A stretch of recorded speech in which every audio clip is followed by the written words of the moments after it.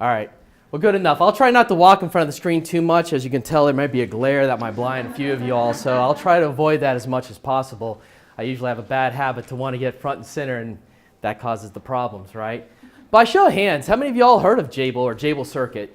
All right, not bad. Typically, it's a lot less. I'll go a little bit into the company in just a moment, but I will share a little bit of a story that kind of gets us started into this whole discussion. Approximately 3 years ago, you take a look at our company culture. It's been around for a very long time, and I'll tell you exactly how long it is in just a moment. But we really thrive on the whole experience of work hard, play hard type of an experience. I'm sure a lot of you say that, and your all's teams are doing that as well. I think Jabil walks the talk a lot. We do have a very dynamic environment. We do something that's been traditional for as many years as the organization has existed. We do Beer 30 on Fridays. So every 30, here comes the beer and here comes the wine and out goes the people. And we sit down and we talk about our work week. We talk about what we have achieved. We talk about our challenges. And we collaborate and figure out where other resources can come in and help us out with certain things. And yes, it's very social, but it's also very effective. And that's just to name a few examples. We do annual pig roasts, golf outings, poker tournaments, just to name a few. And we're very involved in our community as well, which is located, our headquarters is located in St. Petersburg, Florida. But although we feel as though we had a very strong culture, you also want to assess the employee satisfaction. You want to assess the engagement of your employees. And so we partnered with IBM and we did this extensive employee survey. And it only includes 36 questions. Some of the questions are weighted, obviously, like, hey, would you invite one of your family members or friends to actually work for this organization? Some of those questions can be pretty thought-provoking and profound by seeing the responses. Our leadership saw the responses after all the data was compiled by IBM, and I think our leadership was a little bit set back in their seats. I think they were a little bit surprised. They were shocked by the results. And the one element that came out loud and clear was the employees felt like their lack of engagement was more or less, they didn't know what their job responsibilities, how did it impact the success of the organization? How did we participate in the strategies and direction that the company is going? Because the company continues to change and evolve and grow, but the employees didn't see where their work contributed to that success. So there was a lack of understanding of our strategic focus, and kind of getting into the components that we talked about earlier in the last session was strategic alignment. So hopefully this is you'll get some insight as far as how we've tackled that as an operational excellence organization and how we developed a lot more understanding and engaged our employees in leadership in this fashion. I'm going to start off with a question. I want this to be as interactive as possible. What do you think the goal is for any company or objective for any company? I want some input. Make money, profit. Make money, make profit. Same. Customer satisfaction. Okay, customer satisfaction. Contribute to the well-being of the world. All right, contribute to the well-being of the world. I love these responses. You know, and I use this slide, or I use at least this question many times, either if I'm talking at presentations or working with my staff or working with whoever it might be. And it is very common. I hear the responses to make money, to make profit. It's very typical to hear that response. What I like to get you thinking about is the main goal or objective for any company is to survive in a hostile environment. I mean, think about it. Do you think Blockbuster thought that a vending machine can take them down? Or perhaps, this whole thing with Netflix and Amazon, streaming these videos. And what's next? We're going to be able to plug into our phones and put virtual reality headsets on and be part of the movie. So everything is changing at such a rapid pace these days. So it is hostile out there. And the main objective for any company is to survive. You can make money, you can make profits, but at what cost? Did you cut corners? Did you distort the figures and information? They call the Enron model, I don't know. So there's things out there that people can do, but are you taking the right steps to survive? Well, for those of you who don't know who Jabil is, we actually celebrate a survival of 50 years. Quite a milestone from our perspective. It was founded in 1966 in Michigan. Today we are the third largest electronic services provider in the world. We make revenue up to almost $20 billion. I think we'll hit the 20 billion mark this year. We have 37,000 square feet of manufacturing space. And we have approximately, right now, I think the number is 102 manufacturing sites in 5 continents. And we don't know the exact number of employees. We're working on that data management, but we know we're well over 180,000 employees. And the reason why is we're going through significant acquisitions almost every certain period of time. So the question is now, can we survive another 50 years? Can we? Statistics are showing us that it's going to be quite a bit of a challenge. Considering back, if we look over the last, since 1955, these Fortune 500 companies, almost 90% of them are no longer with us. Maytag, Zenith, American Motors are no longer part of this equation. The companies that have survived, companies you may be aware of, Campbell Soup and General Motors. But I know here at Jabil, we want to survive. We want to last another 50 years. So take all this in. All right. So while you're taking all that in, evolution, change, the dynamics of organizations today it's a constant. It's a reality. It's happening in every one of your organizations. And at the end of the day, you need to be able to have a workforce that is as agile, understanding that change is going to exist, be able to embrace change, and more importantly, you need change leaders in your organization. You need people to understand how to change. I think this is where an organizational or operational excellence organizations can come in and help bridge a lot of these gaps in developing the workforce and also coaching and mentoring with our business partners and leaders on how to successfully create this culture. Now, this illustration was a number of us leaders of the Lean Six Sigma organization got together and said, when we're developing new businesses or we're transforming our existing value streams, how do we do it? How do we do it today? How do we want to do it tomorrow? And we mapped it out in your traditional post-it notes and paper and stepped back and said, yeah, that's the way it should be done. And then, of course, we have an artist amongst us, and he came up with this illustration. So I know it's pretty hard to sink this all in, so I want to make it a little more simple, okay? And this is, again, more interactive between, the group here and myself. By a show of hands, how many of your organization use tools like process map, flow charts, Ishikawa diagrams? There you go. There's the hands. All right, next question. How many of your organizations are bundling those up and calling it a Lean Six Sigma organizational effectiveness? Not too many? Hands? Oh, there you are. All right, so you have bundled it up. You're calling it something. It's a system of continuous improvement that you're deploying in your organizations. Okay, again, third question. How many of you are measuring the results of that team, being number of certifications, number of projects, number of dollars saved? Come on, let's see the hands. Come on, don't hold on me. I know it's 2:30. Okay, good. There we go. All right, less hands on that one. Here's the question I have for you all, because I think this is the missing piece of the puzzles of a lot of strong organizations today.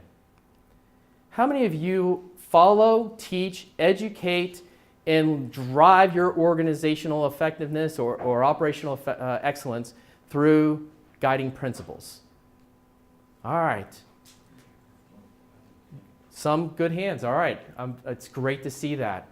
We've partnered with the Shingo Institute, and they have really shed some light on our organization, letting us know the importance of following these principles and how it really, at the end of the day, drives the culture of continuous improvement. A lot of organizations didn't follow these principles in the past. I worked for one of them. For any of you that knows Selectron Technologies, another contract manufacturer, we were the fastest growing stock in the 1990s. Early 2000s, it collapsed just as fast as it grew. But yet, we were a two-time, in fact, we were the first manufacturing company to be a two-time Malcolm Baldrige National Award winner. Wow, we were at the top of the game. Stock was growing, but we're not around, that company's not around today. So why is that? And again, a lot of others have asked those similar questions of Shingo Prize winners or any of these other awards that exist out there, or some of these companies that won awards in this competition here, right? How do you sustain the gains? How do you make sure that when your leader or leaders leave an organization, that the culture exists, that is embedded, and that there's always going to be this thrive for continuous improvement in the ways that you're embracing it and deploying it? So it really comes down to these principles. And you must understand that there are a few principles out there, and you want your organization to understand and live by and practice these principles while you're driving your continuous improvement methodologies. Why? Because you want to gain their commitment behind this as well. Commitment is everything, and I'm going to talk a little bit more about the necessity of commitment. If it's an organization that's just using tools and calling it something like Lean Six Sigma, but not following the principles, there's a high probability of failure.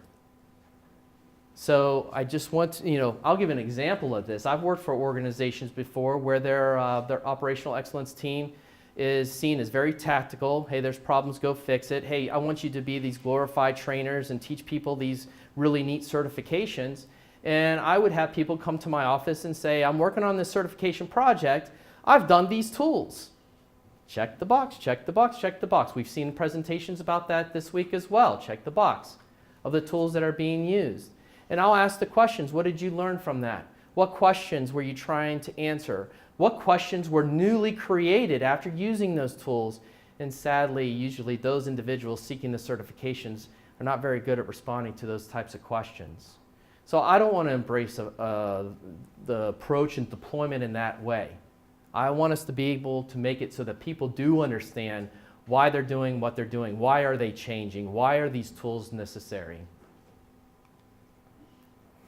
So real quickly, I know that I'm under a time constraint here. I'm not going to go into all 6 of these in great details, but we do have the component of strategic alignment, obviously making sure that we've created this constancy of purpose and folks are out there aligned towards the strategies, goals, and objectives. The cultural enablers. How are we promoting teamwork and developing our employees and driving their level of engagement? The continuous improvement aspects. Establishing a systematic, scientific problem-solving approach and driving towards a relentless elimination of waste. How about built-in quality, never passing on the defects into the next process and making these problems more visible and making a culture that can embrace that and feel comfortable and safe in that environment. Or velocity, making sure we have no uninterrupted flow with our products and services that we're delivering. How do we make sure that there's not a lot of bureaucracies, checks and balances, inspections, approvals, and more meetings to figure out how to get to the destination? And at the end of the day, are we delivering to the results? And those results should be aligned towards creating value for those customers. But for the topic of this presentation, the topic really hits on this first one. It's also the most critical and first one you should be working towards, is that strategic alignment piece. Now, in the prior slide, you saw that you said, well, okay, I had this thing called constancy of purpose. We're kind of changing it, the thought of this a little bit more. That was a dimming statement made many decades ago. Today, we're trying to look at it more as a unification of purpose. So how are we looking at all of the stakeholders and functions and teams, and we're coming together and unified towards looking at a common goal or direction? Now, yes, I mentioned that Jabil is a manufacturing company, but my prior responsibility before doing this business development stuff was I was in charge of all the office and corporate functions and improvements. So I was working in HR and IT and supply chain and those teams in our corporate environment. I was the transactional change dude, right? And by way of example here, unify of purpose. Why do these groups exist? Is the one question you can ask your departments, you can ask your company. Why do you exist? What's your purpose? And I can sit here with the CIO of the organization and I asked them that question, and I brought his leadership team and asked them that question. And the response is, well, hey, we deliver technical solutions that keeps us up and operating, and we also enhance our capabilities moving forward so we can become more efficient. Said, okay, well, what happens if you fail? What happens if things don't happen the way you want it to? Well, then we're going to lose a lot of revenue because our operations are very dependent on our structures and systems. Okay, so what are we going to aim to do this year? Well, he created a battle cry. He created this purpose for his organization. He says, we're going to have flawless execution of system support. Pretty cool. All right, flawless execution of system support. That's great. Now how are we going to measure that? Well, we have a metric. We have these 4 levels of severity, P1s through P4s. P1's most severe, means we have process shutdown, and we are going to impact shipments. All right, good enough. Let's look at P1s. Now, how many other organizations will sit there and say, we're just demanding improvements in these metrics, right? Now we're starting to help the organization understand what the metrics are doing and why we're doing it. And we then engage the teams to talk a little bit more about, all right, how are we going to demonstrate and show the progression, and how are we going to institute some visual management so everyone in the organization, in your organization, can see if we are progressing, if we are winning the game. Sports, I love sports, you know? And we go to these games, and you know what's going on in the game. As a fan, you can look up at the scoreboard. First, you know who's winning. You know how much time is left. You know what the situation is on the field. It's quite, you deliver a lot of knowledge from this, you know, from the scoreboards and so forth. Well, how come our companies don't have this? And can they, or do they? And the element behind this is from a coaching and leadership perspective. Think about it this way. A lot of you are very, knowledgeable in the world of continuous improvement, and we follow this thing called Plan, Do, Check, Act, right? The Shewhart cycle or Deming cycle. And the one thing I do encourage every one of you is figure out, how do we speed up that cycle as fast as possible? One, you make a plan, you execute to the plan, and at the end of the day, you are you either know you need to make an adjustment or not. Well, these scoreboards is what we need, and at our company, we call them a blue wall. And our blue walls, again, I know a lot of you have seen some really neat technology back here in the exhibition hall, and there's virtual blue walls in case there's a geographic challenge. But if your teams, and I'm talking about functional teams or teams on a manufacturing floor, have a capability of seeing where their performance is in regards to their strategic alignment, and they can link them to throughout the whole organization, we'll know if we're winning or losing the game. I'm actually out of time. I am. So any quick questions, comments, or emotional outbursts? No? All right.